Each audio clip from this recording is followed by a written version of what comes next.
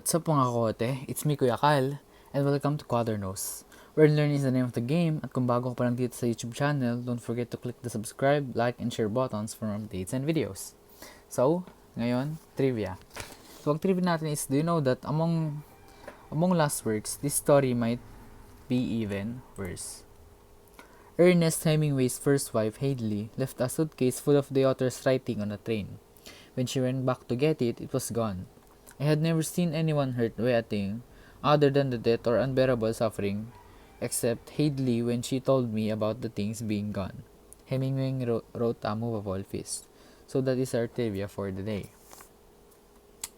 And our agendas is, you'll be able to write the abstract covered in writing and composition. You'll know the ways and steps in writing the abstract, and of course, the importance of writing an abstract.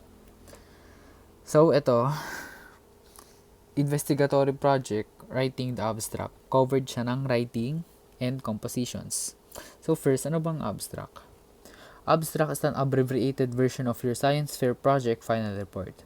For most science fairs is limited to a maximum of 250 words. Check the rules for your competition. The science fair project's abstract appears at the beginning of the report as well on your display board. Almost all scientists and engineers agree that an abstract should have the following 5 pieces. So these are the following, guys. First is introduction. This is where you describe the purpose for doing your science fair project or invention. Because why should anyone care about the work you did? Like, you have to tell them why. Like, did you explain something that should cause people to change the way they go about their daily business?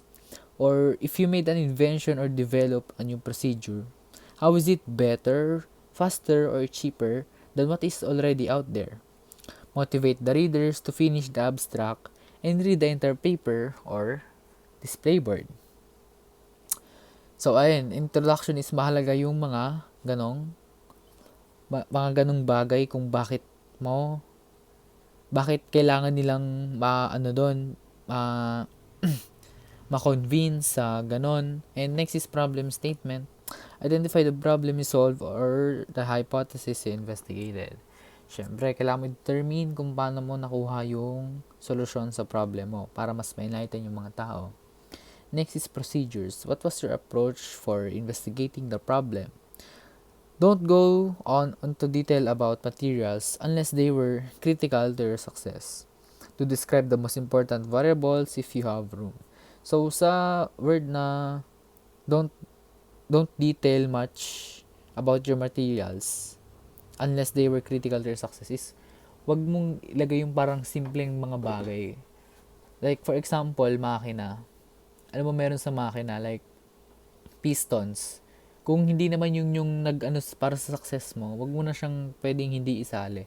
Kunyari, ang sa makina mo, nagpa-success gawa nung crazy invention mo na nagkaroon ng sabihin natin, naglagay ka ng rope sa makina mo para mas maging, basta kung ano man, yun, pwede mo siyang ilagay. And then, next is results. What answer did you obtain? Like, ano ba yung sagot na nakuha mo base sa mga resulta?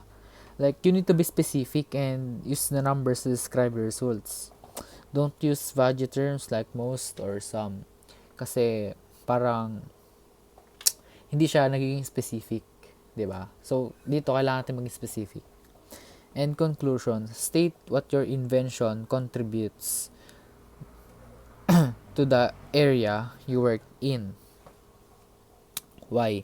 Did you meet your objectives? Or for engineering projects, state whether you met your design criteria.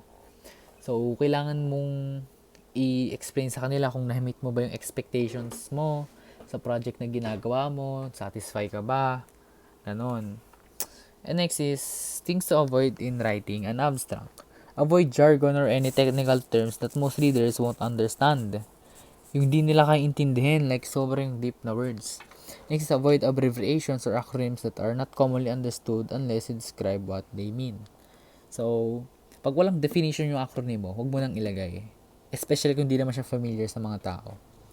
Next is, abstract do not have bibliography or citations. Wala siyang References. Abstracts do not contain tables or graphs. Wala rin siyang ganon. For most science fairs, the abstract must focus on the previous 12 months research or less 12 months, and give only minimal reference to an earlier work. So, wag mo masyadong i-detail yung reference mo yun kung saan mo siya na-cite. Parang hint lang, parang silip lang, oops, ganito. And if you're working with a scientist or a mentor, your abstract should only include procedures done by you. And you should not put acknowledgements to anyone in your abstract. So, dito, sinasabi dito is, ilagay mo lang yung procedures na ginawa mo. Huwag mo lang sabihin kung bakit mo ganito yan, bakit ganito. Ilagay mo lang step by step. Kunyari, kinalas mo yung makina, nilagay mo yung makina, tapos kinalas mo ulit kasi nakalimutan mo ilagay ito, trinay mo. Parang huwag mo nang i-detail. Parang ganon. Huwag mo na siyang isa-isahin. Huwag mo nang kinalas ko siya kasi alam kong ganito, ganito. Tapos nilagay ko ulit siya kasi ganito. Tapos kinalas ulit kasi ganito, ganyan. Huwag ganon. Ang gawin mo lang, kinalas mo yung makina, nilagay mo ulit siya, tinanggal mo, tapos inilagay mo yung dapat mong ilagay. Then kinabit mo na, and then yun, successful ka na. Like, ganun lang siya. Huwag kang mag-acknowledge ng iba pang bagay. Parang sandwich, tinapay, meat, tinapay lang.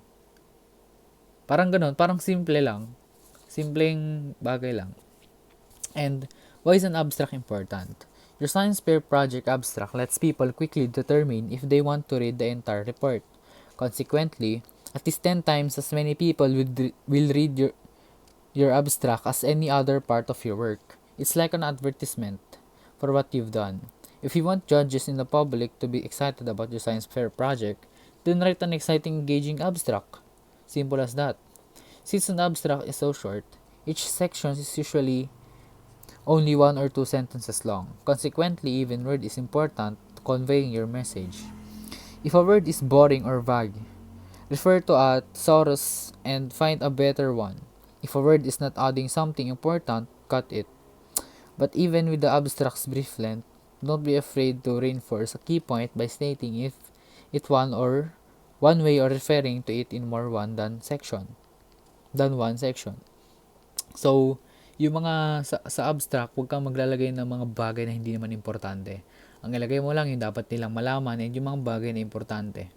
Kasi, di nila kakailanganin yun and hindi yun part ng abstract. So, how to write the word limit? Most authors agree that it's the harder to write a short description of something that a long one. Here's a tip for your first draft. Don't be overly concerned about the length. Just make sure you include all the key information. Then take your draft and start crossing out words, phrases, and sentences that are less important than others. Look for places where you can combine sentences in ways that shorten the total length. Put it aside for a while, then come back and reread your draft.